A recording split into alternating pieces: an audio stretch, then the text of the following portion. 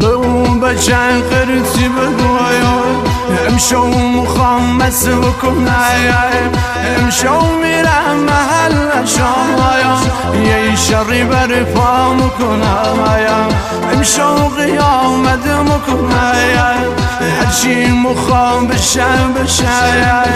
برای مدیه آخر شاید بگو که من فلانی